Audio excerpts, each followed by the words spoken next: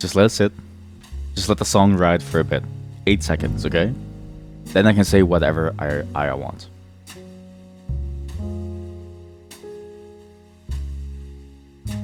Fuck.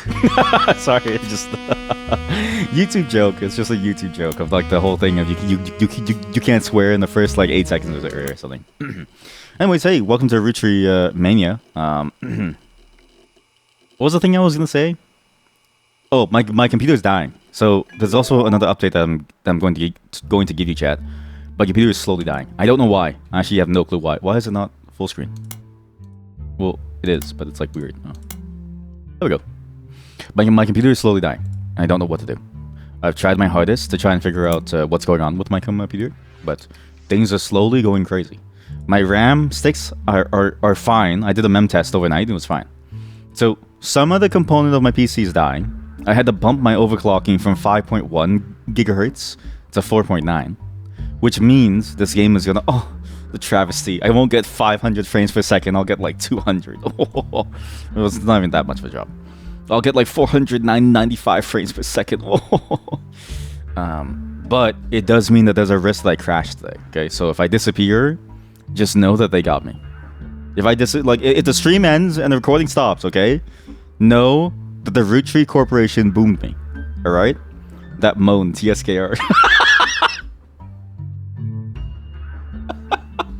You know, like, I had this thought, right? You know the family in this game, the Roottrees, they're a lot like you, chat. You're all goonies. You're all depraved, horny, sexually charged, sexually riled up people who have no way of holding back whenever I say a single word. I go on YouTube, and you know some of the first comments that I see on one of these videos? Your voice sounds nice. It's like, I'm more than just a voice, please, I'm begging you. Anyway, so all the goonies out there, hello, and welcome. Last time we ended off, yeah, Rip Bozo PC. Last time we ended off, we got some new information, okay? One, I recognized near the end that Roottrees did not just give away his child for free. Miracle did cheat on somebody. So my initial theory was that he gave away his child in a basket because it was like, oh, like he didn't like the way that his child was going. Because I assumed that his youngest child was sort of going the same way that his second child was, in the sense of Elias M is now a mechanic. The M in his name stands for mechanic. Hi, I'm Elias Mechanic and I'm a mechanic. It's like those shows. Like, you know the shows where they do the antique stuff? They go to the antique show and they have like the weirdest job names and they make it like a ton of money. It's like, hi, I collect butterflies and my wife cleans lint out of belly buttons. We both make a total combined income of $3 million per year. It's like, what? But I assumed that he was going to give the baby away as a basket baby because, you know, his eldest line follows him in scamming people. His middle line didn't care, so he was like, I don't give a shit about my youngest line, throw him away. But then I realized very quickly that 1998, unless this guy is like a Robert De Niro, where he has a child at like 80, I don't think that's going to happen, especially because it would need somebody, it would need to have his original wife, because both of these people are on the original tree, right? Instead, I realized, oh, he's probably actually over here, because he actually is technically older than the Guy Hudson, probably. At least in terms of timeline, I think. Wait, no, Guy Hudson, no, he was a child. Where's Guy Hudson? Yes, he is older than Guy Hudson, yes, because he was a child when Lauren was a teenager, which means that he's an adult when Guy Hudson is a child. Right. But then, and then I realized, okay, like it makes more sense that he cheated on them. But now, again, what's funny is we need to write back to this family, okay? So the reason why we found this out is because his brother thought that he was the child, but he's not. His brother thought that he was the child of this unholy union of Miracle and the singer, right? But it's not. It's him. So we need to write back to his wife and her husband that they don't get any money at all, because that sucks. Like, imagine you go through your life and you think to yourself, oh, honey, We don't have to work anymore. I'm actually from like an ancient dynasty where I can make it $1 million just by sitting around, okay? And you just blow your money in advance because you're sure that you're going to get the money. And $1 million in 1999 is a lot more than today because the Lehman Brothers only fell apart in 2008, right? And you turn around and you come to find out there is no money for you. It's your brother who was in the basket, not you. That is pain and suffering. Actual pain and suffering. Now what's crazy is that we do need to get his photo, which we have. We still need to put him in here because he is still a part of this whole system. So he is technically a part of the child of like the family tree, but he's just not the one that gets access to the trust. So his husband is his wife is Regina Clementine née Salazar. So Regina Salazar. His name is Stuart Clementine. So Stuart Clementine, and he is is he a lawyer? I keep forgetting his actual job. Pretty well known. He thought he might pursue it. What is his? He's a police officer. So police officer. Now, it didn't pop, even though we have a couple of guesses, right? The problem is I need to figure out who these people are, okay? I have a good hunch that it's these two kids for sure, because they're roughly this age. But for the rest of this, we're gonna have to fiddle fuck. I know that's a weird thing to say, but we're gonna have to fiddle with some levers to get things locked in, okay? So what I'm gonna do here, I know her name is Christine Farrow, and I know that her name is not Sonia Suarez. I don't know her original name, actually. What we're going to have to do is we're gonna have to fiddle with their jobs. And also their names. We're just gonna fiddle around until we get to some answer because I don't even know how to find Sonia Suarez's name. So Flavio Suarez, young Brazilian newscaster, lewd, Ashley York. Many stories. Wait, maybe you can find Ashley York. Wait a minute. She's a supermodel. If you search her up here, it's nothing. It doesn't really say anything. PETA for wearing fur on the cover of some magazines. I bet you she's actually in News Time. Well, she's actually in here. Well, there goes my theory. There goes my theory. Well, tabloid? Flavio Suarez? No. Starlet. Flavio Suarez. Teen Blast. Haha! I knew it. Teen Blast is where it's at. Ashley York, a British model, appeared on the cover of Teen Blast wearing a fur shawl 3 months ago. This appearance doesn't lead to any useful information, but another, more recent appearance in text only mentions she's dating Flavio Suarez. In it, a Teen Blast reporter asks how they met. I was in Rio for Carnival, and he was on one of the parade floats. I had no idea who he was, but I liked what I saw, and told my people to invite him to the party I was going to. I felt pretty stupid once I realized that we were going to his party. Well, his mother's party. She runs a media empire down there called Transmissão Paulo. Oh... Thank you, Teen Blast. I really don't want to say Teen Blast anymore. It just sounds wrong to say. You know what I mean? Like, Teen Blast doesn't really sound appealing to say. But thank you to all the teenagers out there who are like just fucking weird. We now have information on his mother's company. This is huge. This is very important. So actually, this gets us to her real name probably. Because I was thinking to myself, how do we get her real name? Because Suarez is her husband's name. And the women in the world take their husband's name. Not like vampires. It's more like the men are parasites that latch onto the women. And like think about this. When you have sex in like a heteronormative relationship, okay? The other option is like the homo side of things, the homosexual side of things. Is it? What's like the opposite of heteronormative? Is it homosexual, or is it? I forget. Whatever. Let's say you're in a queer relationship. This doesn't really apply, but in a normal, in like a quote unquote normal relationship between a man and a woman, which I don't know why. Also, actually, secondary rant. I don't know why we still call it heteronormative, because when you say that something's normal, you imply that everything else is weird. Like, it's a weird term that we still stick with. That in a way, if you think about it and you hear it, it makes you feel bad about who you are, right? I don't know why we still use that term, but I digress.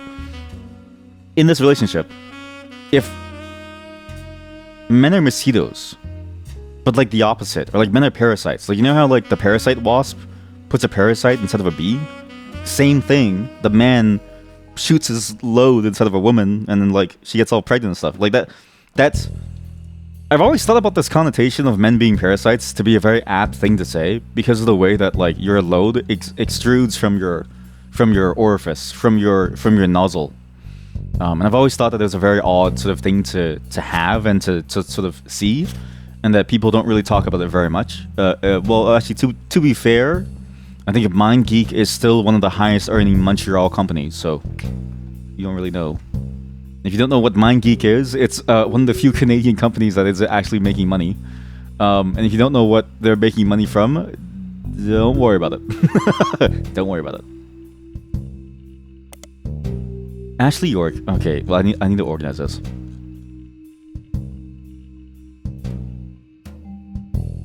Actually, this is something that I actually noticed about this game. This game is very good at bringing to light all the different traditions, quote unquote, that we have in the world, right?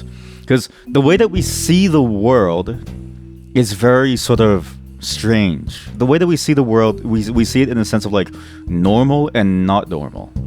And it's weird that we have this idea of normalcy when nothing is really normal and everything is really normal. Like, something becomes normal just because it's there, but also nothing's really normal because the vast wideness of humanity is so vast that you can't really put it under any real definition, right? And this game, in many ways, sort of points us out too, in the sense of not just the injustice and like the and the things that happen to you when you're not considered normal by society, but also in the ways that even the normal people have their quirks about them that they simply mask away. Like, it's actually fascinating to sort of see this whole complexity play out, because you really realize how weird we all are in the end. Normal is a social construct. It is. You know what's also a social construct? Professionalism. If anybody tells you to be more professional, they're lying. Because all they want you to do is to conform to their standard of normalcy. Yep. All they want you to do is to conform to their standard of normalcy and be who they are. Also, this is crazy. What? I liked what I saw and told my people to invite him to the party I was going to. Do people do this? Like, do I have any supermodels in my chat? Are there any supermodels or famous people? Do you get your people to contact somebody? That seems stupid, no? Like this... I've heard that some people do this. Like, I've heard many allegations of Drake being this type of person, right? Where he goes around. I mean, and we know for sure a lot of that stuff is real, because it's like, you know, we've all heard we've all heard the songs from Kendrick Lamar, okay? We all know what's going on there. But this is also something that I've heard about other celebrities too, where they have their people beckon to somebody else to come over and hang out. And it makes me wonder why. Like, if you're rich at this point and you're at this level, right? Wouldn't you want to have a real human connection? Wouldn't you want to know somebody for who they are? And even if you're not rich, you would still crave that, no? So why is your first meeting filtered through like a posse? Why is your first meeting filtered through bodyguards and like followers, right? Why are they the ones to reach out first to somebody that you want to talk to? Why don't you just go up there and like talk to them? Is it scary to talk to people, chat? I say as I haven't left my room in like a very long time. I think the last time I really like honestly left my house for a very long time was for my friend's birthday and to go vote. That was it. Which, by the way, the results are in, and it's like, yep, it's as expected. Yes, it's scary. Trans meets up. Okay, look, if it's scary, you can feel safe here. All right, there's safety here where there wouldn't be safety otherwise. Also, sorry, it's throwing the Doritos. You want something cooler? There's safety here. You don't need to go outside and talk to people and be there with others and, you know, build like relationships and love and family and understanding of the human world. No, you just be here. You can be here with me, with us. We just play games. Yeah, I feel safe talking to an AI like you. Listen, you little shit. I'm just kidding. I'm just kidding. Sorry. My microphone. Just give me a second. I have to fix it. Uh-oh. Hello? Hello? Okay, sounds fine. I have real human emotions. Real human emotions. I have real human emotions. Transmisa Paulo is a massive media group owned and run by a mysterious woman named Sonia Alves. Okay, so she's a CEO. It seems Sonia Alves is a common name in Brazil, so she has shortened her name to Nia to stand out in the public's eye. So, the company that Sonia Suarez and Ney Alves runs, aka is the CEO of, see notes under the Predator page for more of Sonia Suarez's history. Alright, okay, so according to a history page, now uses the name Nia to stand out because Sonia Alves is a common name. If that's a common name, I feel like we're missing out. Like, dude, that's a sick name. If your name's Sonia Alves, well, don't hit me up. I'm like married, but like that's a sick name. Sure. Listen, chat. I'm just saying. Though I get into topics like an AI does, AI doesn't feel angry the way that I do. AI doesn't talk down to you the way that I do. AI doesn't like put you down in your place where you belong the way that I do. Okay? AI doesn't treat you like inhuman scum when you dare talk about bad things about my preferred programming language. All right? I do, because I'm a human with human feelings. And you know what?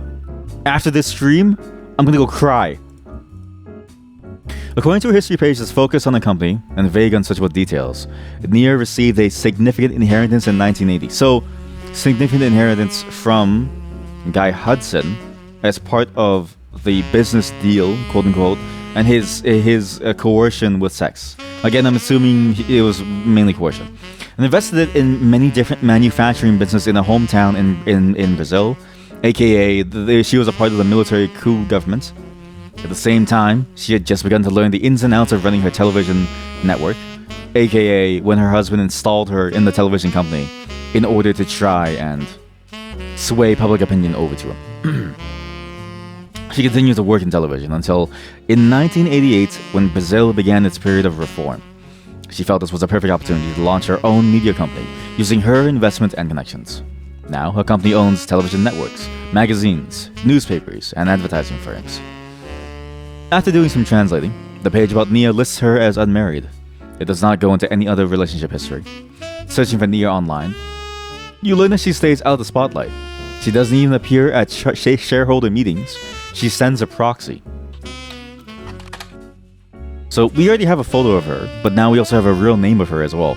Though she may go by Nia, her real name is Sonia Alves, and she's a CEO. So if I go Alves, we know that her husband ran away for his life because he almost died. Yeah. So we know this history now. We have locked her in. I think maybe media mogul is a better term for her.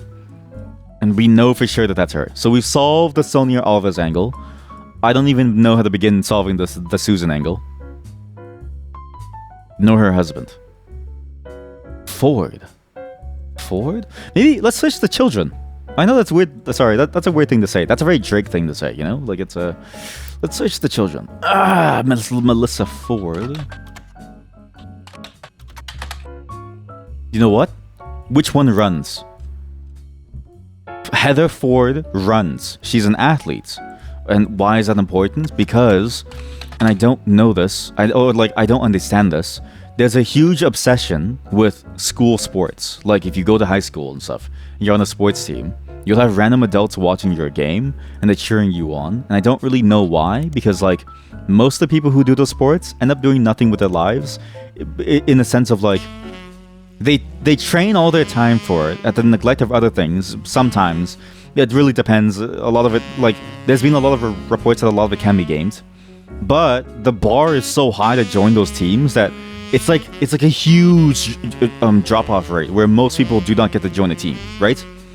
And so it's like they're stuck in this weird place where they don't really have the skills to do anything. They don't, because you know, they were sort of like, because in many ways sports sucks up your free time a lot. Like when I did rugby and stuff like that, like it sucks up all your free time to like do anything, and so you have to like do that stuff, and then you end up with no skills because it's like you don't learn anything, And so when you go to take and so when you go to to different programs, you have to catch up even harder. It makes your workload even harder. Like everything gets worse. Everything gets worse. What's her name again? Susan. Wait, Susan Ford. Well, just search up Susan Ford. Because that's her current name with her husband. Well, her ex-husband. Maybe, ex-husband. Wait. Susan Ford. Teen Blast. Butler Killing Time. Susan Ford. No. The Heather Old. From Mid-Eastern University. Would they go there? Heather Ford? No. Mon Music Monthly. Susan Ford. News Time. Piketty. Portland? Heather Ford. But yeah, all this to say, I feel bad for people who go into sports and don't make it. Because you put your life and your dedication towards it. And then because the slots are so limited, because it's such a heavy, thing, it just sucks that you don't really get anywhere. I don't really know how to solve Susan Ford. I feel like Catherine is done. Her last job was probably secretary. But actually, welcome. Page styles can be renamed. Highlight any text. The entire contents of your thing have saved. You've quit the game. Don't forget to check them when you churn. Schools produce yearbooks. Yada yada yada. How's the work end? Is it your last, most recent occupation? Right. So, her last job was as secretary. Because she went back to work at that company again. She went back to be Guy Hudson's secretary, right? Or no. Was it? No, her job.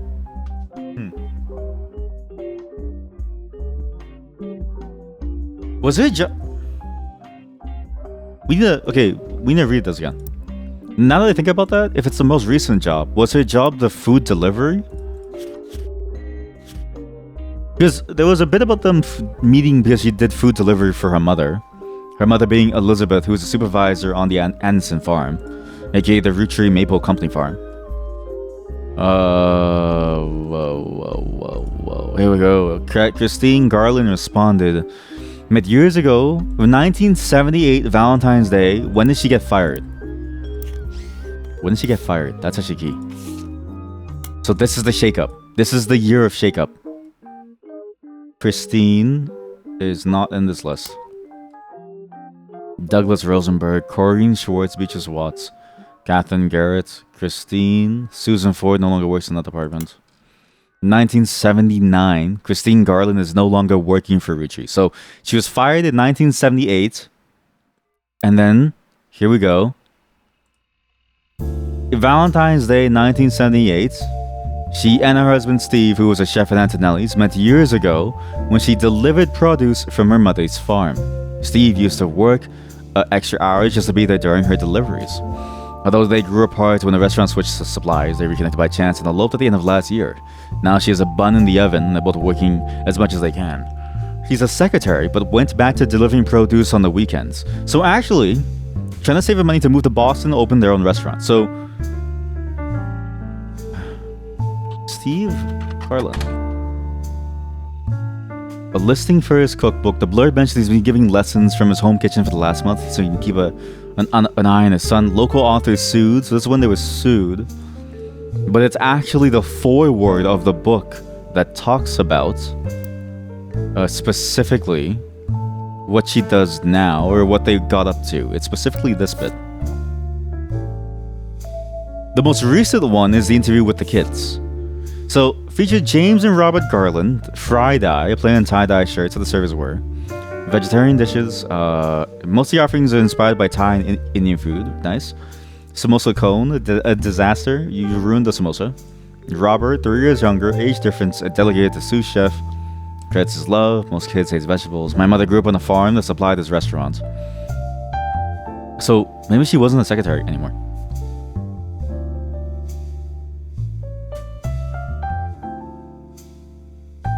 Wait. She had to go back to work as a secretary, even after Robert was born. When we moved, they were looking to open a restaurant together. They never got it off the ground. So when they moved, they eloped. And then, but she didn't go back to work, though. I don't think she went back to work because she's gone by now. Catholic. So she's gone by now.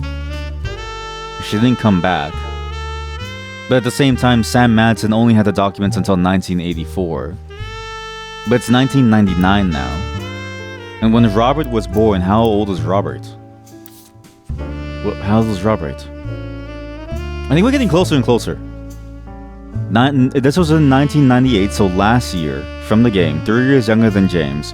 When he was born, they went back to the Thing family. Valentine's Day, they eloped in 1978, so they're like 20-ish. So when they were born, when we moved, they eloped and they moved. They were looking to open their own restaurant. It failed. She had to go back to work as a secretary, even after Robert was born. So maybe she still works as a secretary. The diner where he worked, my dad had no time for experimenting. Mom always had the best eye for the best vegetables for him to work with, and she did her best to pass it on to us. Their parents, who are now retired, visit Friday often. But before they retired, she worked as a farmer. Or delivery. How do you say delivery? What's like Uber? What's like the Uber for vegetables? What do you do? Actor, advertising, author, comedian, construction, doctor, director, driver, manufacturing, mechanic, legal, mogul. What does she do? Again, she went back to work as a secretary, but then in 1970. Wait, actually, when's the timeline for this? 1978, and then 1978, that the recently married residents. So she left because she was pregnant. She has a bun in the oven, so she left and she didn't come back. They tried to open their restaurant, they failed. So presumably after 1984, she must have come back to work again. So she is a secretary. Her last job was as a secretary. She must have come back to work there. Except they no longer use secretaries. Like, they no longer have secretaries. Roottrees instead uses a temp agency called Work Time Temp. So all the secretaries are gone. So she's a farmer.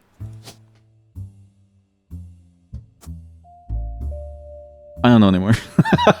There are different threads there that I can't really figure out. Okay, let's just search up Susie Ford, I guess. Susan Ford. We know she's at the school. She comes from the school. I mean, should I even bother doing this, or should I go down this track? Like, how do I even find Colleen Webb and their daughter? Wait! We do have information about their daughter, actually. How do you go to William Bess? Like, I don't know how to get from William Bess to their child. That's the hard part. Adoption?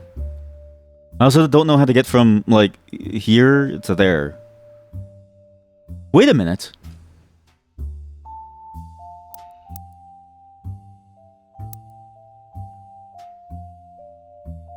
Oh, shit. What does this imply? This implies a hell of a lot. Okay, wait, if I look at this. The infidelity here says that both kids came from the infidelity. So maybe he is actually still a part of the Clancy Trust. But think about what that means, right? They were adopted at the same time, roughly around then. But Mark's adoption was different from Stuart's adoption. Stuart's adoption was not as crazy. Mark's adoption was that he was the miracle basket baby. Is the second child from the infidelity Stuart? Or is it somebody else? There's a good chance this could be somebody else. In which case, they have a half-brother, and he has a brother, and Stuart has a half-brother that he doesn't know about. What's her husband's name again? Philip Clementine, Mary Beth Clementine. May have had an affair. Her husband was her manager. So if I look at Guy Hubris. Well, no, tragedy. This one's about tragedy. Let's just stick with tragedy for now, because it's kind of hard. Get fucked, miracle. Very nice. Mother was a singer. Huge proponent of adoption. Usual circumstances. Twice. Divorce. Gasp the harlots. Why did I write that? Got the whole world in their hands. His original last name is married to a Sterling Essen. But his real last name is actually Edsel. So Sterling Edsel. So this is Sterling Edsel. Okay, so we have the husband. We can go down this route, and I think it's worth it more because then it'll help us lock these in. Because I don't know why this is wrong. I feel like this is absolutely correct. I feel like this is correct. Like, this has to be correct because of this. You know what I mean? Maybe I got the last name wrong. Well, I know for sure the job was wrong. Oh, I do. Well, this name is now correct. But if this is correct and you get 4 correct, it should pop. It should pop this, and these 2. Like, it should pop all 4, but it's not popping anyone. How did I get to these kids?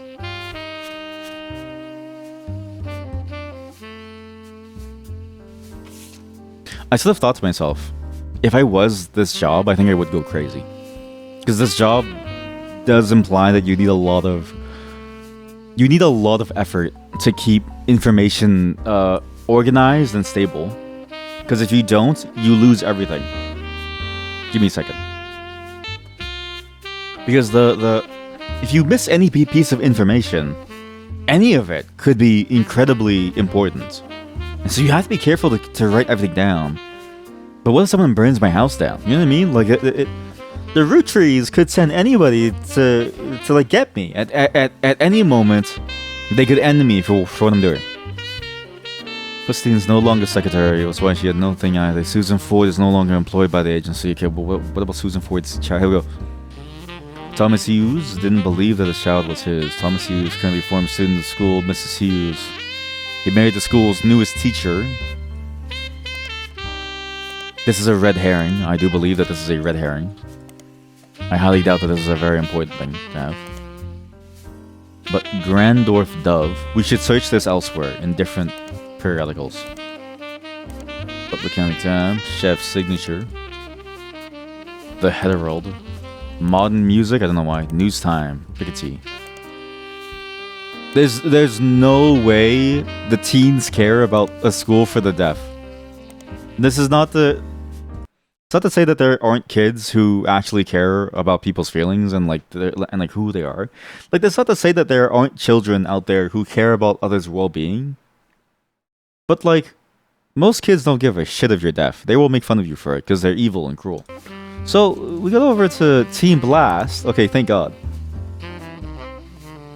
Was regularly listed in the Times with other schools. Last mentioned in 1990.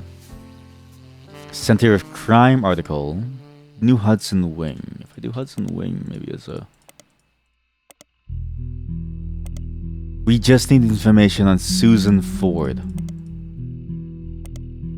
I just need info on Susan Ford. Maybe Thomas Hughes is my way in. Thomas Hughes, according to the thing, pregnancy, it was Thomas Hughes, Mrs. Hughes, have all avoided further appearances. So if I don't know. What's the thing? Thomas Hughes. Grandorf School for the thing, the Ford sisters. Maybe there's no way. Okay, good. Team Blast doesn't care about the sisters. I kind of see why there's an option to search all periodicals all at once. I will say it does get tedious to do so, but there is that sort of aha moment when you go, oh wait, this is in specifically this periodical about Butler County because of the location, right? Like it's, if they're in Portland, it's in the Portland Times or the Portland Telegraph. Ford sisters, one of the only handful of twins. Their mother, Miss Susie Ford. We know her name. Her current name is Miss Susie Ford. But I need her like actual full name. Her original name. What's her original name? Susan Ford. We know that's his mistress, Susan Ford. It could also be that she's not the latest mistress. Like it could be that she's not the latest mistress. And that she's actually the secret mistress inside the folder. Like, I was thinking of this too, where We may have accidentally solved the top secret one, and maybe there's an easier way of going through this. But this also could be Thomas Hughes now, so I don't really know. I don't know. So, okay, so this article... Jasmine Dollars, Melissa... My youngest, we all call that, even though she's only shut by about 50 minutes. Asma at the soccer field, she's definition of life. According to local direction, is there life after high school later this year? Adds a picture of them. Grandor School for the thing. Local students provide key evidence in scientific study. If I search this, does it show up? Or is it a book? Like, should I search the library for it? Local students... Well, let's just search up this now. That's in Butler County Times. Starlet. Teen Blast. News Time. Piketty. Business Watch. Who is her husband? Asthma?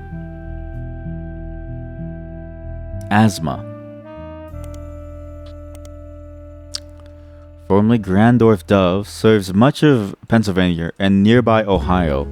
You know, it could be the toxic waste that made these people deaf in Ohio. Grandorf Dove, named the founder. Dove was the Danish word for deaf. Doof? Deaf? But rather learn sign language to communicate with the wing. So, ASL. What's interesting, again, is like you find so much information about certain people, but not everything. Now if I go to like Hudson Wing, for instance.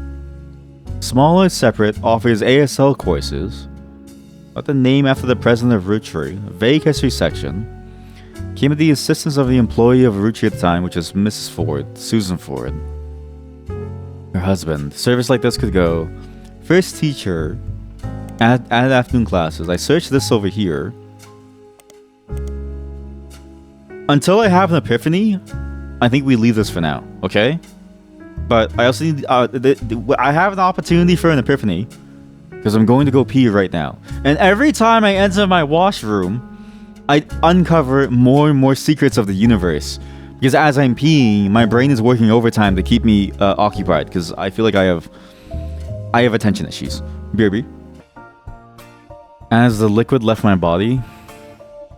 I gained no information. I have no epiphany. I actually have no epiphany. I don't know what to do. Is it because of ASL? Maybe I just search American Sign Language. American Sign Language. Deaf people. Deaf. Deaf Ford. What do I do? Grandorf Dove. Is what the name? Grandorf Dove. Grandorf Dove. Grandorf Dove. Grandorf Dove. I don't know what to do. I think we just continue on, and presumably, I'm hoping that maybe they'll give me money, or like a little, whatchamacallit. I'm hoping... You know what? I really want to find this crime article too. Like, Thomas Hughes is a weird thing to see.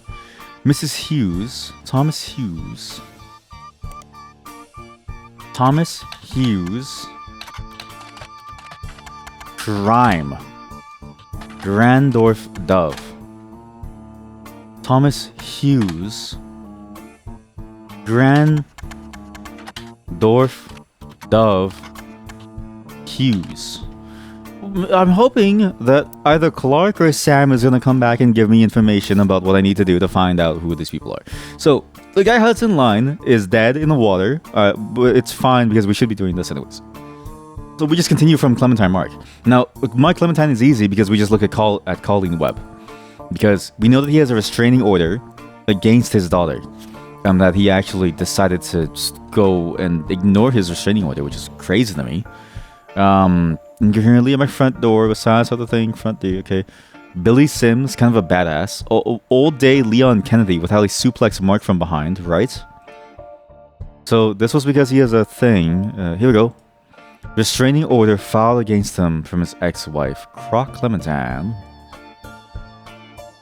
So when we know his wife's name, Croc Clementine, so I look up Croc Clementine. Okay, well, fights between Sims and Thing. When he was charged with the assault of a fellow pilot, moved to San Diego with a daughter, Colleen Webb. Okay, Colleen Webb. He was a drinker and would often have wild mood swings. They used the Webb name so that no one connect him with their husband. So, Colleen Webb.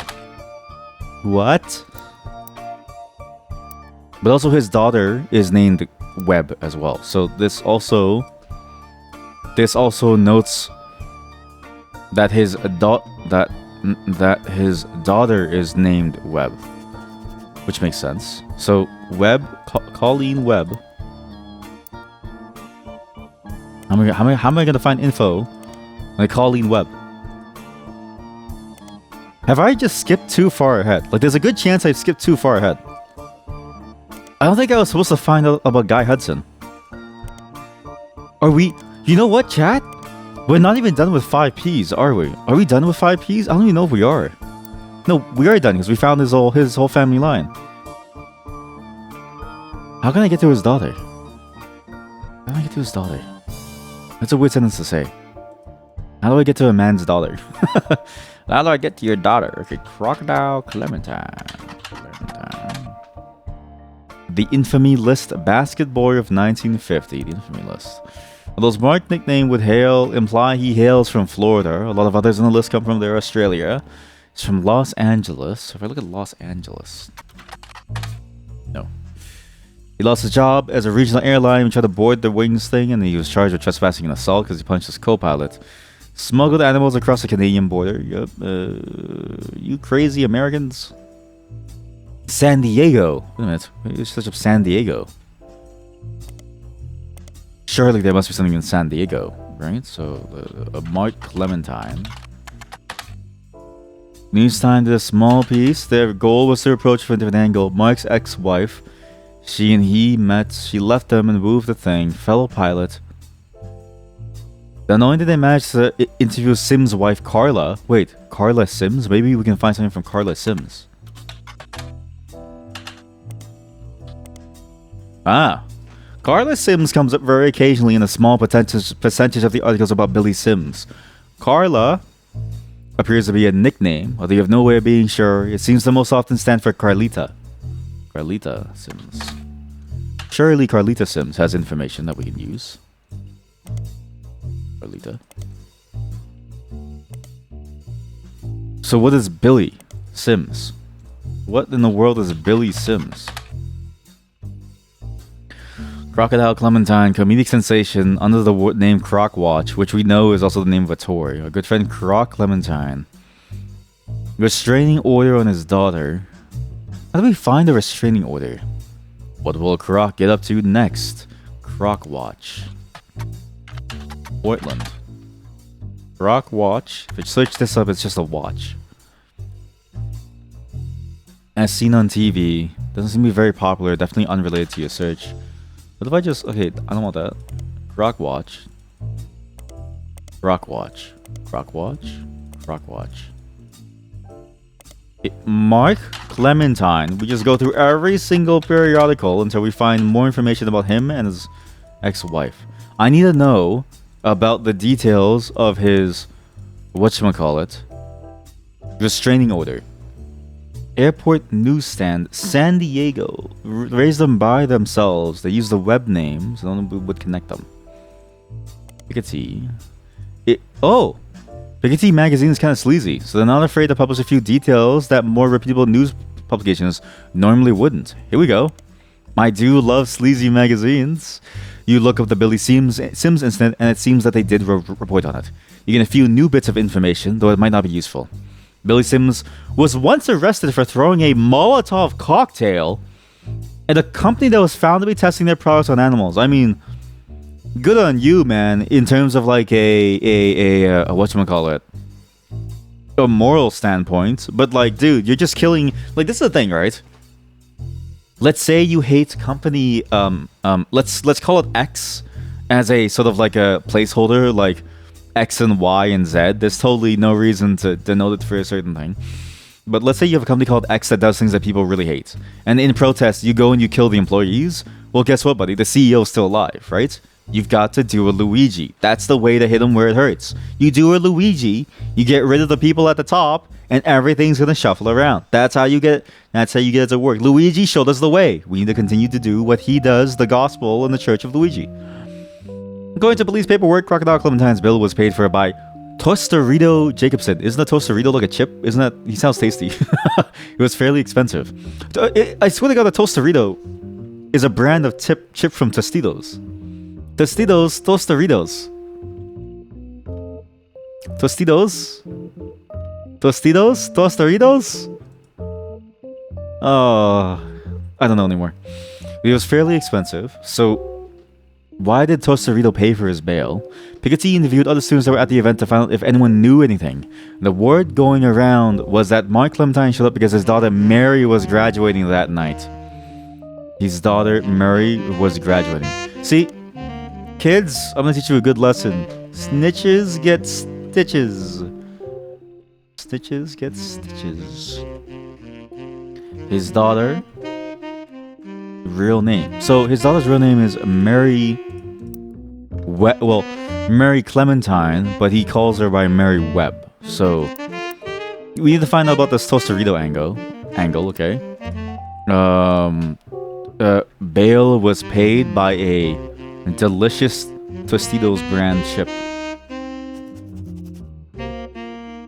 Knows how to make Molotovs based. Threw them at a company not really based. Who is Tostarito Jacobson? Who is Tostarito Jacobson? And it was expensive, which implies that this guy's rich. Huh? Fuego's Fiesta, a regional Mexican fast food chain, held a competition in 1993 that offered free meals for life to anyone that legally changed their name to Tostarito. The Tostarito was a burrito with a cylindrical tostada shell inside the flour tortilla. According to a few different sources, Tostarito Jacobson used to be named... Listen there. I've seen these, like, different contests, right? And all of them don't really seem worth it. Like, I've seen the ones where you legally name your child, like, some KFC ingredient. Like, if you name them chicken... and then your last name. So imagine your last name's Webb, Chicken Webb, and you get free KFC for life, right? But why? Like, it's not even like a good deal. You just get free chicken for life. Not that that's a bad thing, but it's like one meal a day, okay? And now if you get like $1 million for changing your name to some famous IP, I would do that in a heartbeat, right? But for chicken, I don't know if it's worth it, man. And for a burrito? Lucinda Jacobson.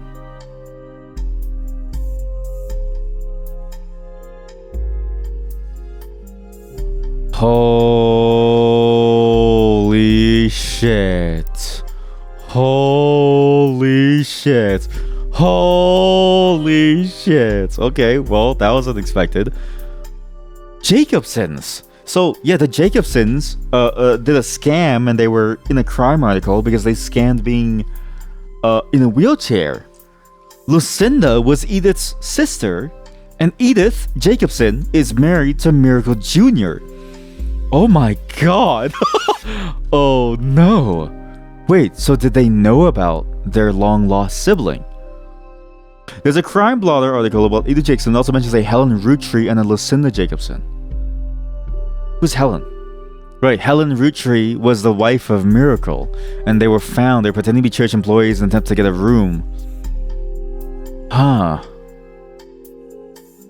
What the wait. Tostarito's Jacobson is actually Lucinda Jacobson of wheelchair and fake employee fame. So,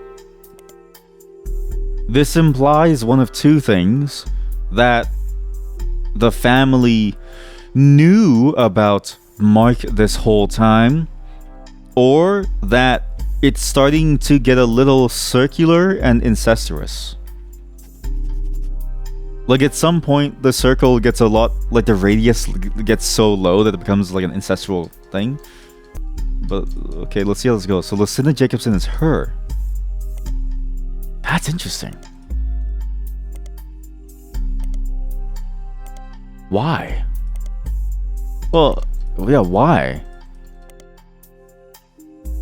And how important is it to know why? But let's assume that they did know about Mark. Okay? Let's assume that Lucinda knew about Mark and that they knew all about what was going on here. It then implies that Miracle is even worse than he was, because if he knew about his child and he specifically withheld him from the Clancy Trust, even though everyone in the family knew about him, like, that's kind of fucked up to do to your own child. But it makes sense for a guy that wears glasses like this. You know what I mean? There's this Germer in the background, just slowly peeking through. I think this actually totally makes sense. So they probably knew about him, and then they probably decided to help him out of their own goodwill, but it was too late. And like how can they help him? He's already down this path, and still he doesn't get access to the Clancy Trust. Wow. Tostarito Jacobson. So if I just keep searching up her name, what else comes up? Page hasn't been updated for at least 8 months. I know. Well, now it is. Tostarito. I do want to search up Fuego Fiestas, because maybe that says something about why they're doing this. Like, chances are, if I learn about the contest and maybe they did an interview with the winner, maybe I can find something, right? Fuego's Fiesta. Oh.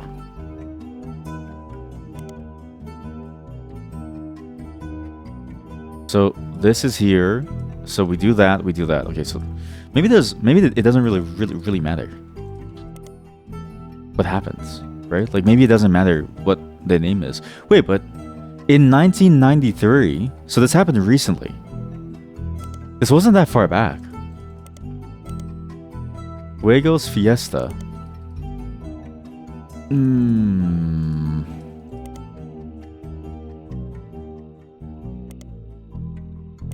Okay, if this wasn't far back, then it means that we actually find something about Mary Webb.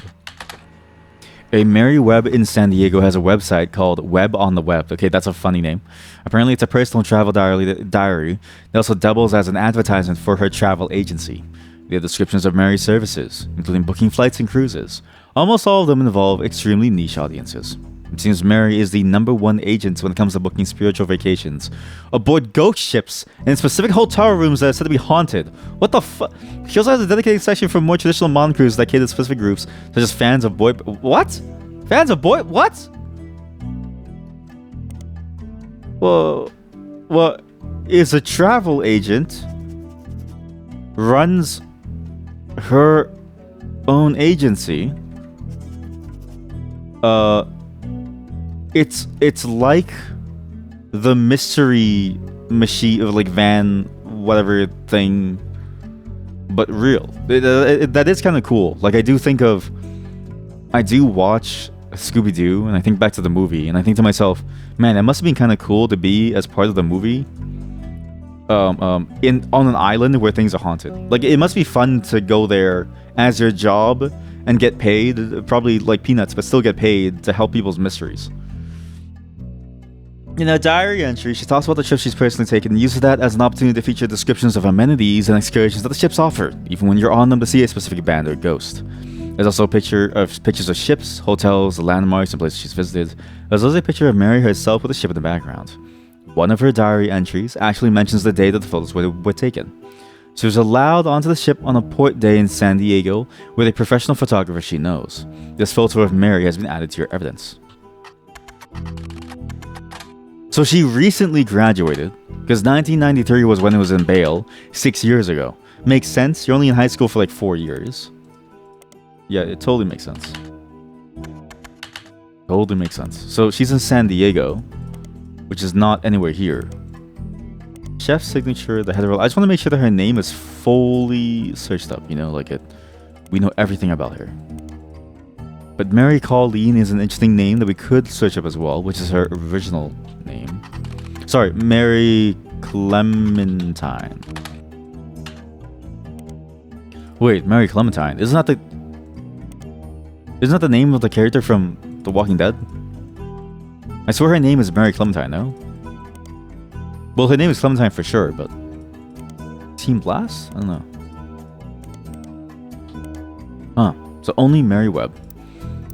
Hopefully this image gives us something, because, again, it's asking us... the hard part here is it's asking us to find out if she has kids and she has a sibling somewhere. We're so doomed. Corporate composition photography. And she has her finger pointing to the same place that the ship is pointing to. Okay. Mary Webb from her website Web on the Web Paranormal Travel Agency. What? She's apparently found a niche booking vacations for lovers of the strange and the unknown. It's a photograph of Mary in front of an alleged ghost ship from the 1800s. It was lost at sea and shined up without any crew several years later. Nobody knows exactly what happened, but fans love to tour it and come up with their own paranormal theories. A company called Corporate Composition Photography is listed on the top left. I bet you her brother works at a photography company. And I bet you we can find her company by doing this. Web on the Web, Paranormal Travel Agency.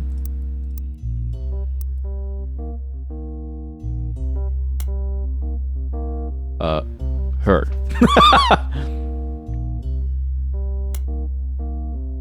First mention of this company.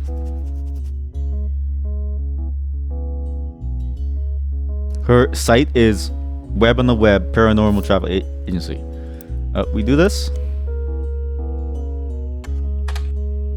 Maybe just Web on the Web. Oops. A Mary Webb, Web on the Web. Okay, I guess there's no way to really get beyond this, huh? Okay, well I guess we just look up the photography place. Corporate Composition Photography. This will then place her age. You know, if she just recently graduated, I doubt she has a husband. I bet she has nobody in her life. So we do Mary Webb, travel agent. I bet she's lonely. And so she travels around the world to give herself a sense of like adventure and joy. I'm a genius. Right? Because why else? Why would you become a travel agent compared to any other job? Because you're lonely. You have nobody, you have nothing in your life.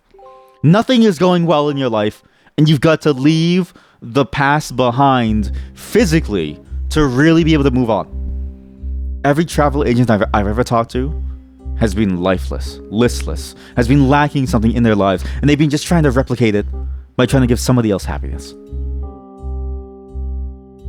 Nobody knocked at my door. Why didn't they knock at my door? Why didn't they knock at my door? Please, I beg you, please knock on my door and give me more evidence, please. Please, I'm begging you, please just give me more evidence, please. I need more, please. I'm struggling. This job is so hard. It's so complicated, please. I need somebody to throw me a lifeline. But at least we're done this. We have Sonia Alves. We're done the entire left side. I don't think it's Susie. I don't think the kids came from her affair with Guy Hudson. I think this must have been the Thomas Hughes angle. But at the same time, it's twins, so it does kind of work out. We just need to know what happened to her and her husband to lock these in. But again, if these were right, it would have locked in before. And actually, maybe I don't have the order of them correct. Maybe actually the younger one is the wrong one.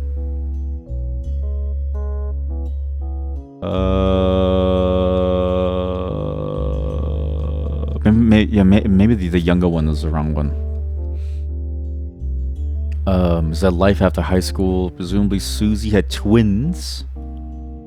Ford sisters. One of them has asthma, and the other has a deadly allergy to peanuts.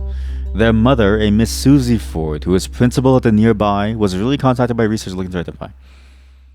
Melissa and Heather, they couldn't be any different. My youngest is shy, but essentially hasn't stopped running from the moment she learned to scamper.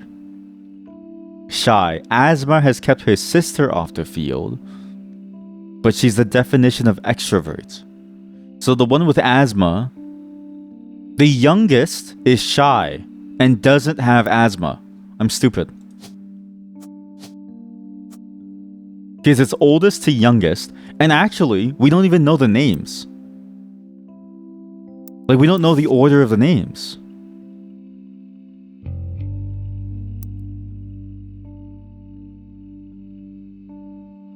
They couldn't be any more different. Melissa and Heather, my youngest and my oldest. Presumably Melissa is the youngest. So maybe this is Melissa. And this is Heather. And then if I search up Ford Sisters, I probably get nothing, right? Ford Sisters.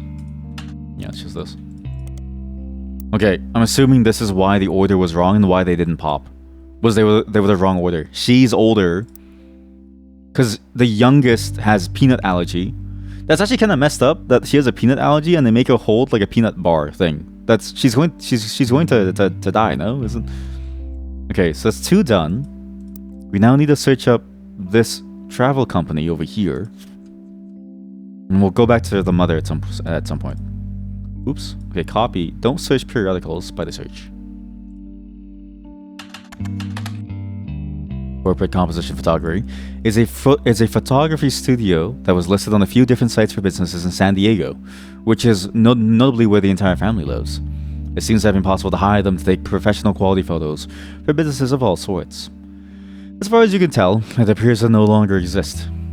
The company is also mentioned on a photography site with some IRC chat logs. Wow, we're really going back, huh? It seems like the site is the personal page of a member of an IRC photography channel. They have archives of logs they've been saving since 1993. One of them was from 1996, when Val, the former head photographer from Corporate Composition Photography, did a Q&A with their users about taking pictures for promotional materials and ads. What?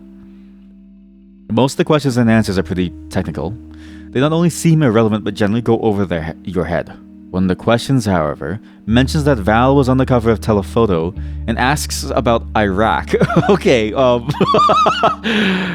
boy, oh boy, oh boy, oh boy, oh boy, oh boy, we're going over there, huh? We're going towards Desert Storm, aren't we, eh?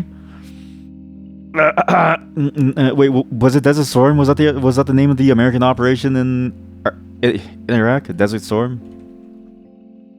Oh boy, oh boy, oh boy. Oh boy, oh boy, oh boy. Yep, it was. Oh boy, oh boy, oh boy. Oh boy. Oh dear, oh golly gosh. This is gonna be very, very hectic here. What? Streamer mode on. Sorry, just give me a second. Okay, so we go over here. Wait, look at this. Iraq. The question was quickly shut down by the person running the Q&A, who said, Val does not wish to answer any questions from his photojournalism days, nor does he wish to talk about LBP. What is LBP? Can you keep this on the subject of... While searching for LBP, you get a wide variety of results. LBP seems like it can stand for the Lebanese pound, aka the lira, lower back pain, lead-based paint, very based, low blood pressure, Louisiana Board of Pharmacy, Long Beach Peninsula. Some businesses also have the acronym LBP. Your results include Lynch Building Plastics, that's a crazy name, Luxury Bridal Photography, Lexington Business Payroll, Lincoln Baby Photography, Laura's Bras and Panties, Logline Books and Publishing. How did you think this would be related to your search exactly? Regardless, it has nothing to do with Roottrees here. Sorry. I didn't. Sorry. You know, I just thought it'd be related. I thought bras and panties would be related. Okay, like nowadays, it's kind of hard to get. Nowadays, it's kind of hard to get photos of bras and like panties, right? Google only shows the Amazon stuff. Logline is a small publisher in California that does limited edition runs of movie scripts. What? None of the books seem related to the search. One of them is for the big screen adaptation of the puzzle game Fog. What? Fog is a video game where the protagonist wakes up in a valley called Fog. Oh. The player must solve a series of puzzles which lead to finding microfishes, which is like those mini photos. Plugging the microfishes into a viewer at the central movie theater in Fog allows you to teleport to different areas of the game. Oh. Each of these areas is a different valley from a different time period. For some reason, all of them have puzzles in them as well. It's very contrived, but that's all games. The player's goal is to bring back jigsaw pieces they find in the different areas. Once they do, they can add each piece to the puzzle in the secret underground bunker behind the staircase that leads to the bell tower. Each additional piece allows a dragon trapped in the jigsaw puzzle to talk to them. The player must finally decide whether or not to trust the dragon, who is asking them to finish assembling the jigsaw, which will bring her a tasty snack. The next paragraph contains major spoilers. The surprise twist is that if the player decides to feed the dragon, it turns out they're actually the snack. A quote in the box says, "Fog is the masterpiece that will become your universe." And another one says, "It's remarkable how Fog bears no resemblance to any other game that has ever been released, past or present." Is this?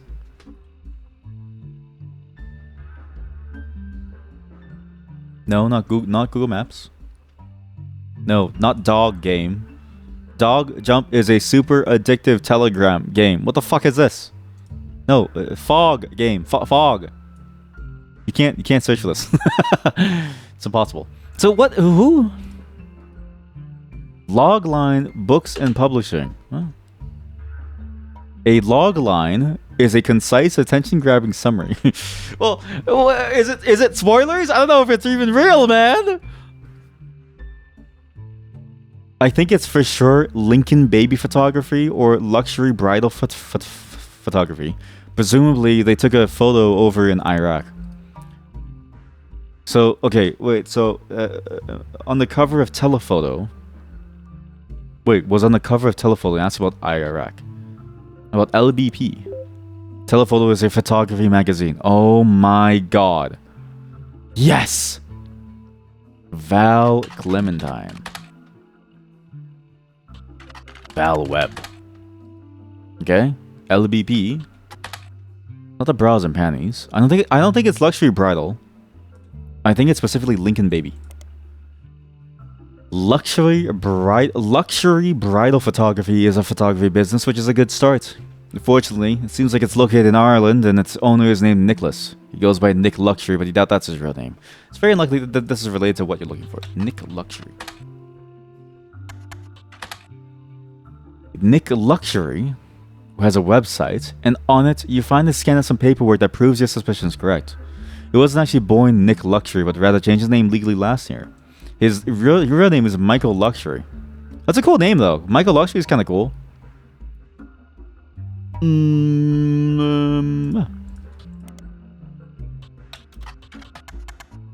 Was it Nick with a K at the end, too? Or was it just this? Sometimes the back button doesn't work. Nick Luxury with the K. Okay, well, luxury bridal. Okay, well, there's only one more thing here. Lincoln baby photography. Lincoln baby photography seems like a solid lead, as it mentions a Val, an award-winning photographer, on the page. It's a business in Beacon, New York, and on the site it has a picture of a baby. What? And a camera captioned with Cam Lincoln reaching for his namesake. I guess he takes after his father. Yep, here we go. At the bottom, the website says copyright 1998 to 1999, so it gives you a time frame of how old they are. Okay, so Cam Lincoln. Cam Lincoln. His name is Lincoln? Occupation baby. Occupation baby. We go over here. We go into the periodical. Cam Lincoln. Val Lincoln. Val Lincoln was featured in Telephoto, the cover, which featured one of his photos, as well as portions there that have been added to your evidence. Okay, here we go. Oh. Into the Storm. Val Lincoln's War on War. Oh, good. He's an anti-war person. Good. Clementine?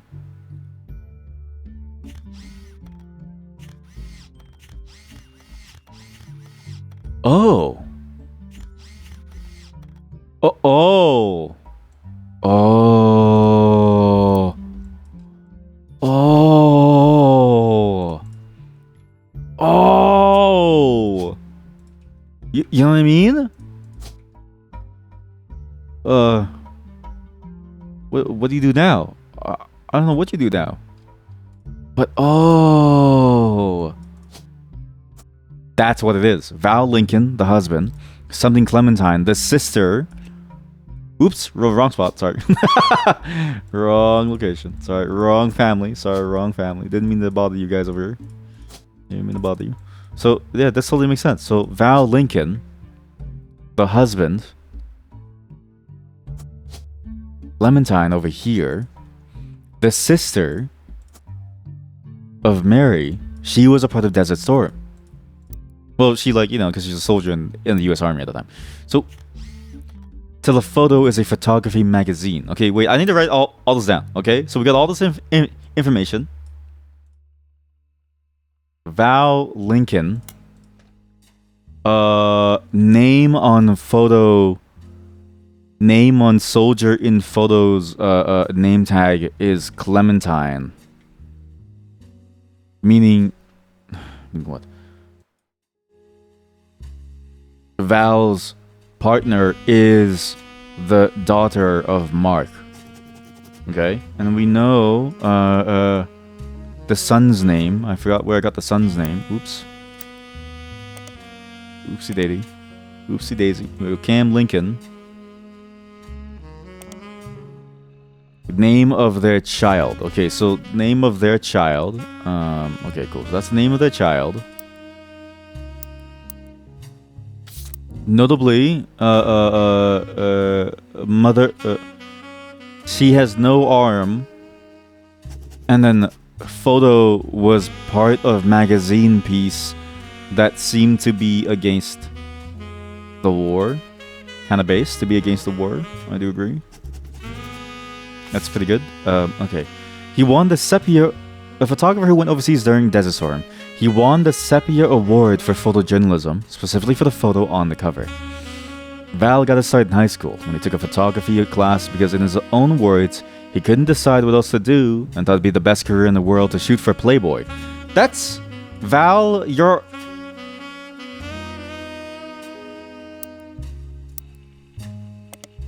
The Sepia Award... Val has this.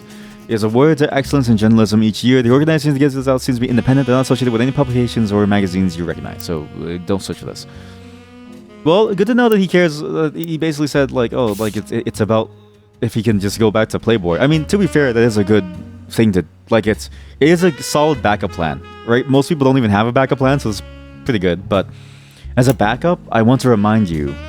I saw a clip once of like a camera person for like a pornography shoot, and he got cummed on by accident. So you know, there's a risk. There's a risk in the work that you do, Val.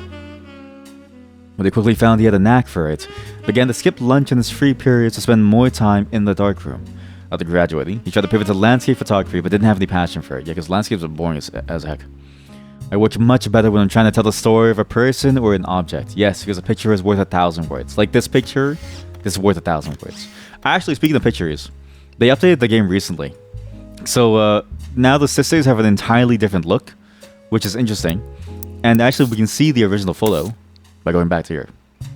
Because apparently, some of the original photos were very, very vague in terms of who they were and what these characters are and what things are about. So they made it a bit clearer for points that shouldn't be super hard, but they still kept the complexity and the difficulty for the points that did matter. So if I look at, for instance, the three sisters, now it's really clear who's who, okay? Because I'm gonna be real with you, the old photo, they used to look the exact same, and I was like, I don't know who these people are. I can't tell the difference, but now it's really clear, and you can really see who's married. And it's very clear based on their clothing, too.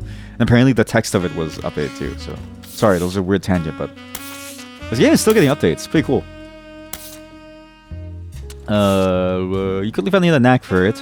Yeah, oh, he got lucky when a photographer mentor of his, who was going overseas to cover the war, decided to take a chance on him. Most people wouldn't call it lucky to go to an active war zone for no pay. Well, yeah, I guess so. But he bought my plane tickets, all my meals, even pulled some strings so we could rush my passport. I mean, for his job specifically, it's still not very lucky. But in a place where you need to tell stories and you want to speak on the realities of the world, a war zone is one of those places where I think it's the most important. It's like, there are things that you can report on that are like, you know, kind of important, but not like super crazy important. Like, there's a car accident in your city, someone dies. Yeah, it's important to have some photos of it, I guess. But war zones, protests, like movements in the world that have the ability to fundamentally change the very fabric of society, documenting that's some very important stuff. Someone that never had a real job or even left California was a hell of a break. Val was only 19 at the time, and shot the photo that won him an award on the third night that he was there. The photo depicts Lisa Clementine, her name, who lost an arm in Operation Desert Saber. According to the article, women were not subject to direct combat, and Lisa was in a vehicle at the time. Yeah, because this was way back then. The vehicle had to pull over suddenly when the road ahead was partially destroyed, and she and a fellow soldier were severely injured by a landmine. Val says, I ran to Lisa just after her surgery and took this picture. Then, until she shipped out, I kept finding excuses to go back and take more pictures of her. I guess it was fate, because that's the photo that won me an award, got me into your magazine, and also led to my engagement. Just earlier this week, she agreed to become Mrs. Lincoln. You know what? That's a cute happy ending. I am glad that that's a cute happy ending.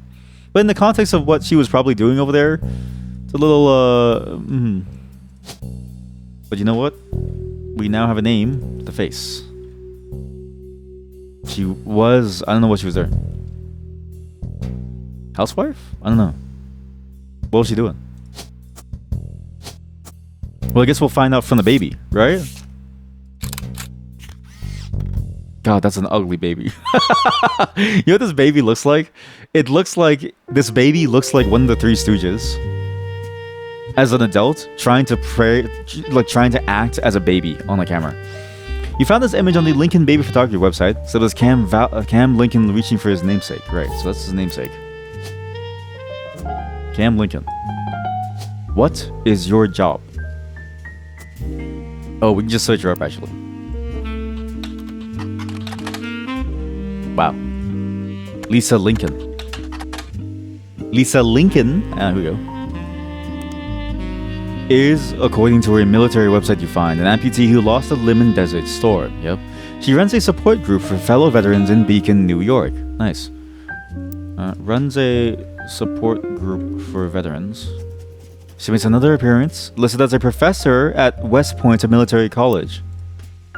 Is a professor at a military college. She teaches classes that contribute to their environmental engineering major. Her short biography on the stat page mentions that she had a passion for the military from a very young age due to erroneously believing that a family member was an Air Force pilot. While she later learned that to be untrue, her passion remained and she joined ROTC in high school. I forget what the acronym means, so that's how you know. From there she enlisted. After returning from Desert Storm, she earned her degree and relocated to West Point to teach a few years ago. You know, wasn't there a photo of him pretending to be like a pilot? Like, look here, he looks like he's pretending to be a pilot. Was it Miracle? There's no way it was because of Miracle, right? Wait a minute. Air Force pilot? Oh my god. Oh no. Oh no. That's a sad tale. You know what this implies, right? If you read the subtext and you bring everything together, Mark Clementine was drinking his whole life. He felt like his life was probably going downhill, going nowhere. Didn't really amount to anything, and ended up doing crimes, and lied to his kids that he was a military pilot.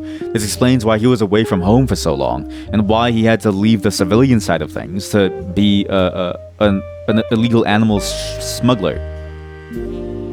So he lied to his kids to say that, to give himself like an air of something, to give himself an air of legitimacy to what he's doing, but in the end, his kids have nothing. Like, damn. And then you realize that the person that you looked up to your whole life, who was your father, is a phony and a fake. And then, like, that breaks you, man. That like breaks you. What's new though? That always happens.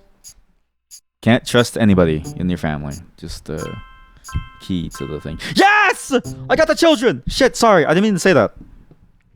I solved these fake children in this video game about finding children. Hello. Hey there, it's us. So I just have to say, the work you're doing here is fantastic. Am I in trouble because you both came together? So fantastic, in fact. There goes Clark. Always the bad cop.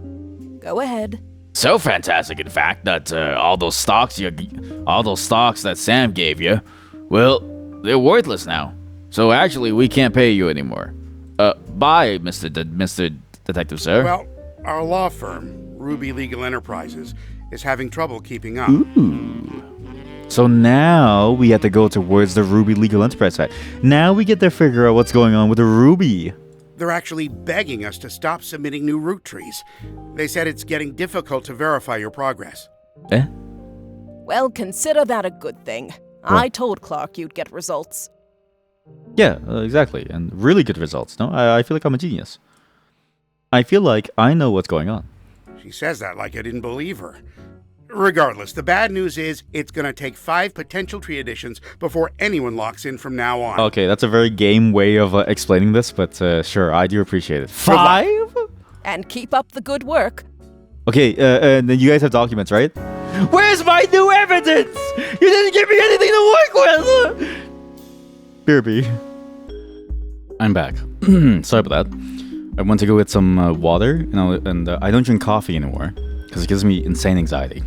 So now I eat something spicy to keep me awake because the spice hurts me. And the spice has that, I don't know, is it called parasympathetic nervous system effect where it like, or is it nervous system effect where it causes you to be hyped up the entire time? Basically, good alternative to coffee because it burns my mouth and therefore I'm acutely aware of everything that's going on at the moment. Ow. Yeah. I'm sad they didn't give us any new evidence, which means I don't know what to do. Like, how do you... Everything we can do is within the context of this game. Everything that we can see is within the context of this game. Every little bit of evidence that we have at this point is everything that we found so far, and all the leads that we were given from the very start of the game. Which means we should be able to solve both the Guy Hudson, this final one, and probably even the entire Bess Williams line from just what we have. Which is crazy, because I don't even know where to go from Bess Williams now. So, Bess Williams. Wait, what? There's a new page. Oh, look. The Bess Williams was an author born in the late 1800s. Wait, I think I read this. You're right. And then a major hurricane killed her. Bocadoro Library. Her most notable book, Family Man, partially restored. I wonder if she has other books. Actually, maybe there's other ways to find her. Like in this. Or in the, this. Or this. Or this. Or this. Or this. Or this. This? This. Wait a minute! Okay, I was gonna say maybe there's like publishing information that I could use. Follow from Elias, Business Watch, copyright expired. Wait. Yeah, I mean, I could search the book again, but I don't think there's gonna be anything new from it. Bess Williams. The Bocadoro Library, not far from where she lived, no longer exists. There's a Miami Print Museum. Searching for the Miami Print Museum, you could come across a site. States their hours. Unknown author, right statue. Miami Sunday, a now defunct... Wait, did I never get this? Has no records that you can find online. Miami Mercury Sunday folded after only a year. Was a newspaper that only lasted for a year. You find a small website about quirky printing history facts that mentions that it was a merger, right? One larger failing newspaper. It was tied for in Jefferson, Texas. What? There's a real place called the Right, I remember going down this route. Cuba by Cubans, an art book. Threads at a Mycia Barbin. Mycia Barbin. Wait, Mycia Barbin. Cuba by Cubans. On second glance, it still doesn't seem related to your search. Mycia Barbin.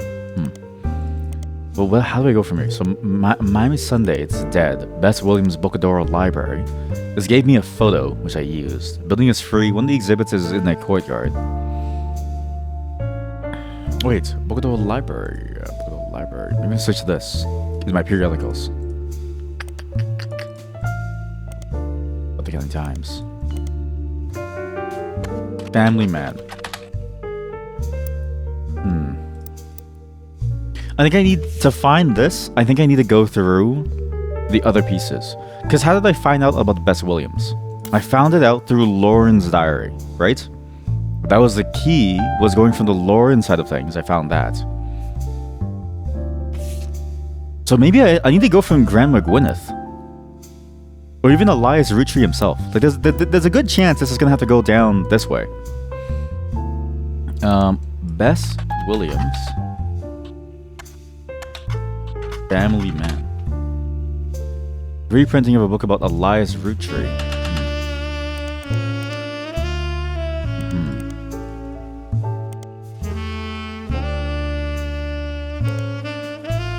Elias Rootree. Appeared in the Butler County Times. Alright, maybe we search this online. Was never... Elias and Gwyneth Roottrees were never really celebrities, so we're actually going back to the main family line over here. Right. Never celebrities, sought to maintain his outward image, may have also cheated. Farm supervisor, indecisionitis. First Anson Maple Farm used to be traditional, but now it's not, because they're not really, like now we know that they're hypocrites. The farm has since been shut down. It's indefinite until later. The quotes from Bess Williams' book appear to be taken down. The quotes. Family Man, The Rootree Legacy by Bess Williams. To say their bias is a massive understatement. Wait. Family Man, The Rootree Legacy by Bess Williams was a very poorly received book about Elias Rootree. There are very few copies of the original, published in 1920, but it was recently republished by the same publishing company that printed Lauren's diary for schools. It seems they wished to capitalize on Roottreemania. It did not work. Is it that they're connected to the same company? Does that matter? Who published Schoolbound Publishing? Wait.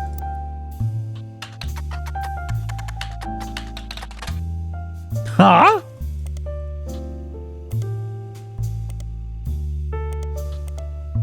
Wow. So maybe Schoolbound Publishing. There's nothing there.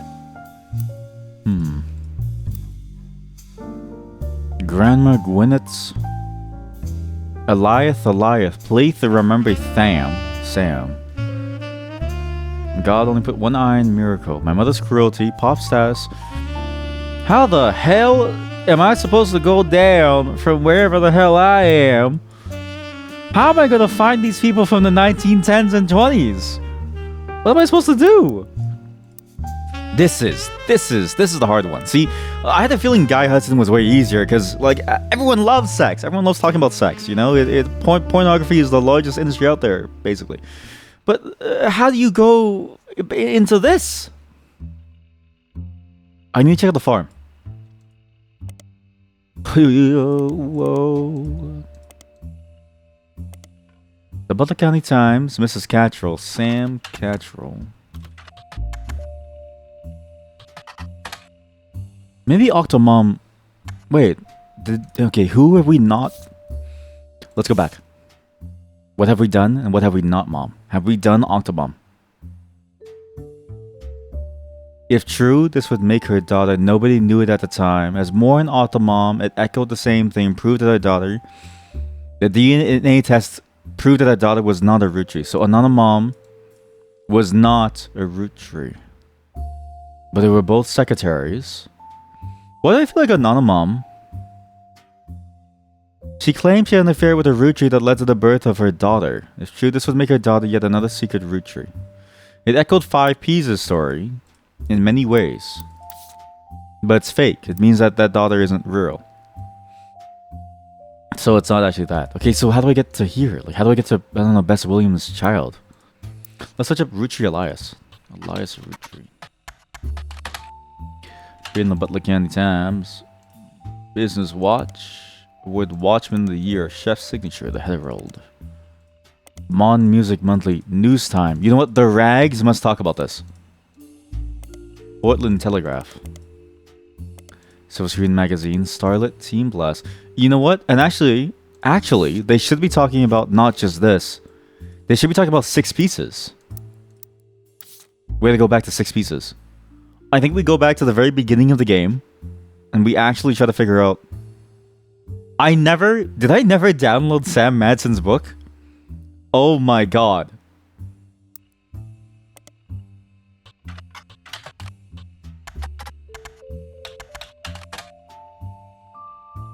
Wow. Sam Madsen's book was released early this year. Details the truth about Elias. That said, Sam had some sections on other family secrets and rumors. Much of it didn't matter. These sections have been added to your notes, have they? Oh. Guy Hudson. Sam was very much not a fan of Guy. It was an open secret within the family. Guy was not very much a fan of Sam, of remaining faithful to his wife Patricia. After the death of Elias Roottrees, she ran the farm starting from 1968. Elias Roottrees died in 1968, okay? 20 years ago, most of it is hearsay. Elizabeth met her Antonelli's. Elizabeth wasn't aware. Guy's main contribution was expansion of the markets. He went overseas, was known for having sex and spending money. Elias may have cheated. She has no hard evidence. Gwyneth was able to coerce Sam to being back into the family. Who's Beth? Your son Ernie once asked her asking who's Beth? Who's Bess? Yeah, I think it has to go from Gwyneth Madsen. Gwyneth Roottrees. Never really slept with these. The Roottrees kind of company had always been somewhat in high regard. Very Stenson, Maple Tories, the traditional values are bad. Much has changed. Gone is any focus in history focused on Elias Roottrees. Seems to focus on the present status of the candy offerings with high quality JPEGs of each. It lists Chloe Rafferty LaRue as the thing. There's no CEO and stockholders. It's run by this 5 pieces. We could check out 5 pieces again. We learned the 5 pieces are small. No. Mark Sanchez, Trish King, Eliza Nicholson. 1990, 1965, 1968, 1975. Carl Monroe.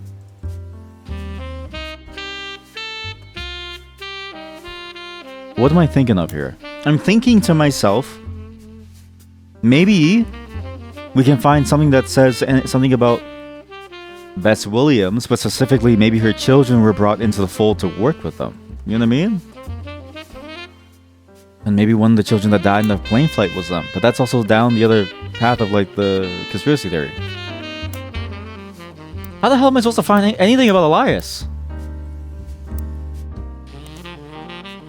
Let's just look back at the evidence. 6 pieces. We know that about the cheating. Why don't we just search up Sam Madsen?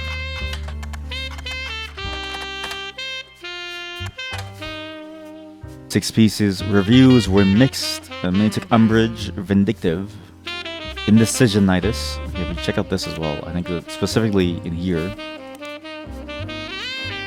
News Time. Butler County Times. The Roottrees Rift. I'm surprised the rags don't say anything about this. Wait. Business Watch ran an article about 2 months after the Roottrees Rift with what really happened with the Roottrees. Okay, this is good. I figured one of these things must talk about it. The article mentions that nobody from Roottrees that they reached out to was willing to go on the record. The timeline of events has been constructed from public record, accidental leaks, and a source on the inside. The only parts that are new to you are also the most vague parts, the ones supposedly confirmed by their anonymous source. That's interesting. And did I already find this? No, because it's not marked at all. So, Mi Familia, we go Business Watch. Well, yeah, I guess for now we'll do this, and then when we need to split into its own Elias Roottrees thing, we'll figure it out. Elias. The timeline says the family actually held a preliminary vote after Carl Roottrees died, but before the release of 6 pieces, right? And we know that they wanted Ron because he was a well-known and respected Roottrees. But Ron seemed way too eager and way too personally motivated, and he wanted to remove Robbie Roottrees because of the whole thing that they had about the embezzling, right? They stalled, getting frustrated. When 6 pieces came out, he saw the chance to force action when the family was in the limelight and released a press release. They tried to save face, but by going on with it, but they realized that he was unwilling to protect it, whereas Clark Rafferty was the best choice.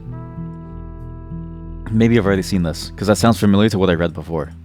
In which case I still have nothing. Nothing. How am I ever gonna find anything? about Gwyneth.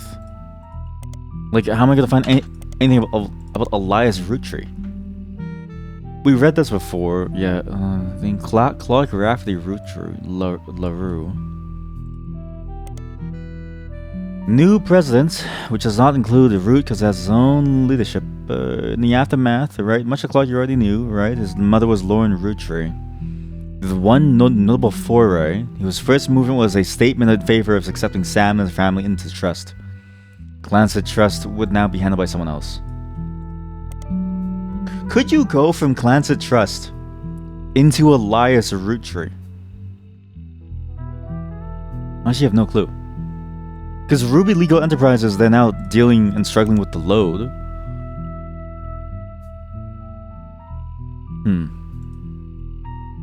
But it's just the load of work. It doesn't really say anything specific about any of this. Like, it doesn't really say anything about how this works. Clark Rafferty LaRue took over the company, and his most celebrated move was the first official one.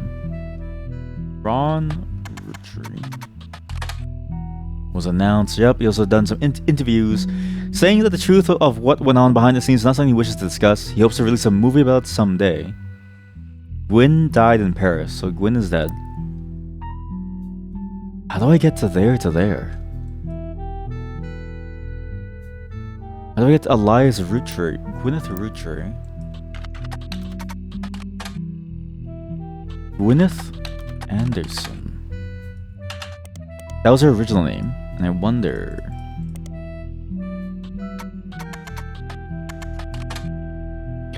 Often attended social events with her husband. She's not mentioned in the newspaper except in that context, so you find no useful information. Right. But somehow, when did they write this? Williams. If we assume that they had a child and that their child... Well, think about this. Wait a minute. This totally makes sense. Let me think about this. The family... If we take Guy Hudson as the blueprint, right? And we also look at the patterns of behavior and sort of like the reasons why they do things. This family has a history of bringing people into the fold of the company in order to like, you know, despite the fact that things are going on. And why would Gwyneth say to bring back Sam? Like, why didn't she just say, give Sam the money? Right? It's weird that she brought her into the farm instead of just giving her the money, which she wanted to take care of her. Because one is way more, like, it's easier to give money over. Because that's what we see Guy Hudson doing, is it's easier to pay off the offshoots of the family than it is to bring the child into the family, right? And she mentioned Sam had the suspicion that it was leverage because of something that Elias did, and I think that's true, and I think it goes even further. The reason why she was brought into the family again was because Elias had brought his side with Bess Williams into the family. Which means... Is there a Williams here? Right? I need to find a Williams. Williams. I'm gonna eat the spicy chips so my brain can work in one more time. I've got spicy Doritos chips. Sorry, I know it's a trade war, but this was an old bag chip before the trade war. I'm just open now, okay? So spicy chip. Imbue me with your power. Oh, that's really spicy. William.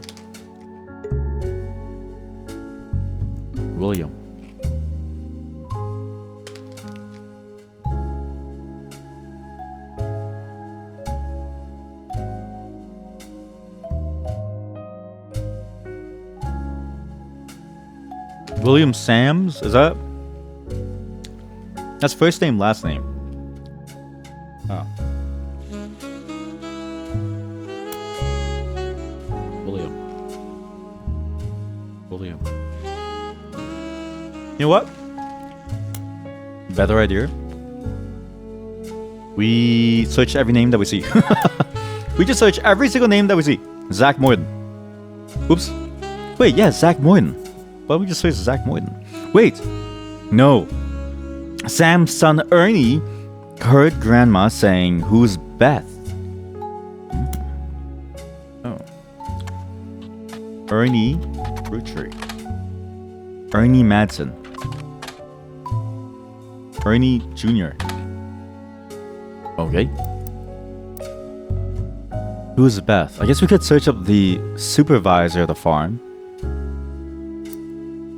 We could just search up, like, Elizabeth as the supervisor of the farm, but I don't want to do that. Edward Roottrees. Stop highlighting. Who would have known about his infidelity? Who would have known about his infidelity? Who would have known? Clancy Trust?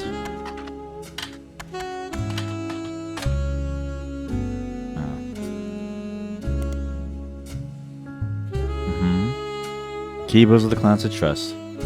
Ruby actually approached the Roottrees after Roottrees Rift. Did I ever read this?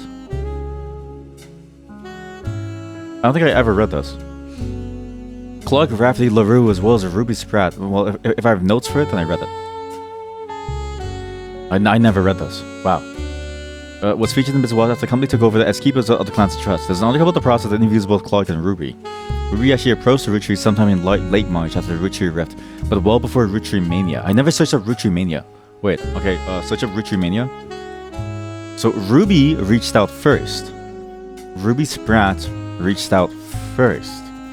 An accomplished but relatively low-profile lawyer, she offered to work for very little money, so long as she could be a public face to build her reputation. The family quickly jumped on this chance, as many family members often attempt to spend as little as possible to keep their shares in the Clancy Trust as high as possible. These are penny-pinching rich people. This is your average rich person, and how they penny-pinch to hell and back to save everything. Just spend a little more. You have the millions. After looking over the Clancy Trust more carefully than anyone had in years, Ruby came to the conclusion that Clancy Edward Roottrees' implementation was not legally sound. There'd be constant legal challenges without some modifications. The family decided to put her in charge of the trust, both legally and as a public face, to prevent further issues. Ruby, legal enterprise, has been described as a mix between a law firm and a PR firm. Her first move, as sort of a trial run, before she was even hired permanently, was helping draft a public statement accepting Sam to the family and declaring they begin to address the Clancy Trust. This went quite well, and they officially hired her in early April. During April Fools, crazy. Ruby Legal is now in charge of many financial aspects of the company, including verifying any claims and organizing the various charitable causes, such as causes that have been set up in the name of the deceased. Well, I doubt there are any. What do we do? This circularly leads me back to this. Like, everything circles back to this. I need Lauren. Sam Madsen is our best bet so far, because she's the one who got us to understand that what's-his-face is cheating. Elias. Maybe Roottreemania is important. Popular culture, 5-piece saga. I know about this. I'm a secret Roottrees. No image with the Clark. Yep. Roottrees sisters. There was simply 2 late and variations of it, but became unsuccessful. Right. Surely one of these rags has something. These like shit rag magazines with nothing in them. Please. I beg you. I need anything. Anything. Oh, wait a minute. No, I have an idea. Bess Williams died in a hurricane, right? We just look up how she died.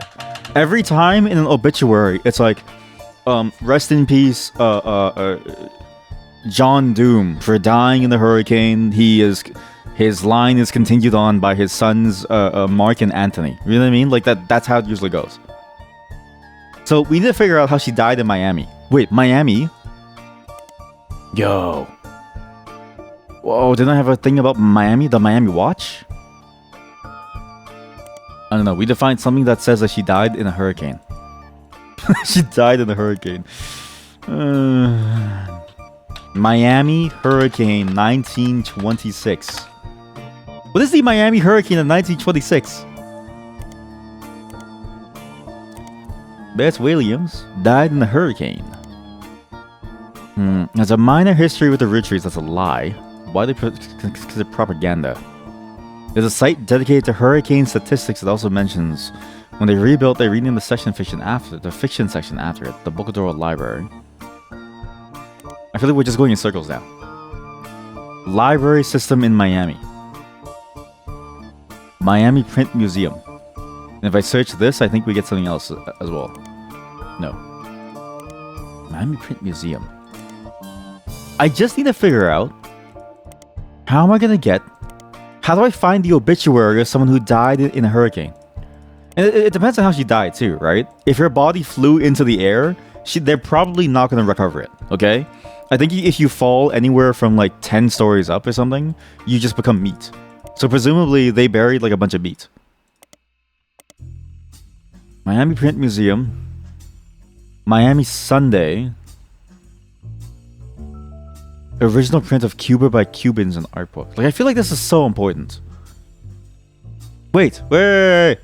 One of the exhibits is the courtyard, which includes a fountain as well as a statue of an unknown author. Another exhibit is a printing press that was used by the Miami Sunday. The last exhibit is the original print of Cuba by Cubans. Why are these being exhibited in Miami? Why are these being exhibited in Miami? Cuba by Cubans. Hickory, News Time, Chef's Signature, Herald, the Portland. I don't know. Marcia Barbin. I really don't know. Cuba by Cubans. It was released in 1963. She was born in the same place. I think the key is that she was born in the same place. But I feel like that book should be important in some way. Cuba by Cubans. Cuba by Cubans, Marcia Barbin. Still doesn't seem related to your search in any way. This has to be it. New system coming fall 1999. What?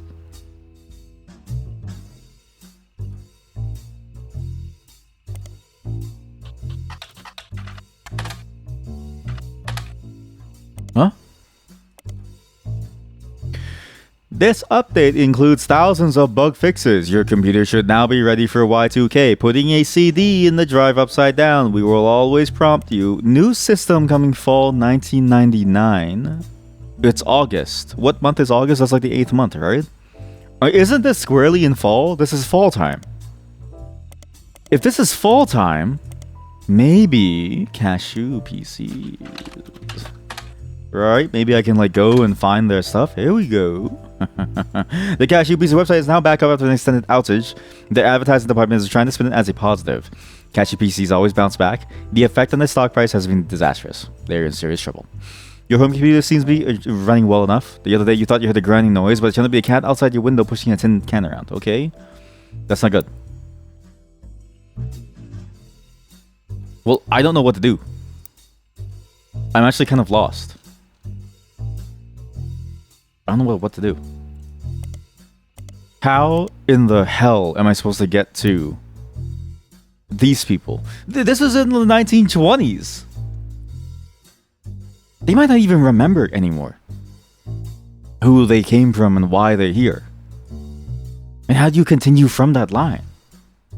But it all begins with Gwyneth Anderson and Sam Madsen and what she was saying, right? From her book, The Cheating Thing. Who's Beth?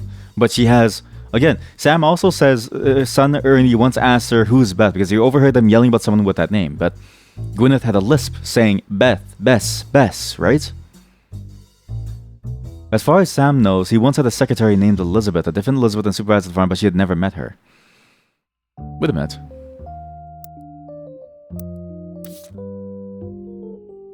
What if it was a two-timer? Beth Williams? I don't know if it's Beth Williams. Elizabeth Williams. Maybe Bess is a nickname. No. Yeah, I don't know.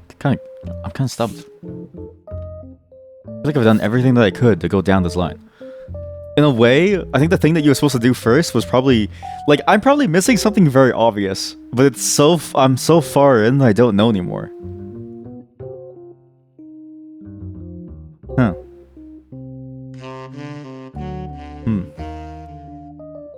You know what? I think we call it. I think this is a good spot to stop, because I have to go soon anyways. My friends are asking me to like play, so... I think we got a pretty good roll. We got two finished, like, we popped twice. 8 photos total. We got 2 trees done. I think I messed up again by doing the hardest thing first and the easiest thing last. Oh, sorry, by doing the, yeah. Because I think the game actually did want you to go down this route of figuring out who is best. Because the game, again, the game says, okay, you drop into this timeline. The first notable event is 6 pieces. You read 6 pieces and it starts out with one of the farm supervisors had a daughter, so Guy Hudson, but then also cheated on Gwyneth. The Elias tree was one of the first things we were supposed to do, and I didn't do it. So now we're in a bit of a sticky situation because I have no clue where to go from here. But that's how good the experience is. Like, it actually does feel like I'm doing investigative work. I'm gonna think about this. I'm gonna mull over it, because I can't figure things out. I'm gonna mull over it as I'm hunting monsters off stream. But I really do love this game. I just can't. I think I need to go back on coffee.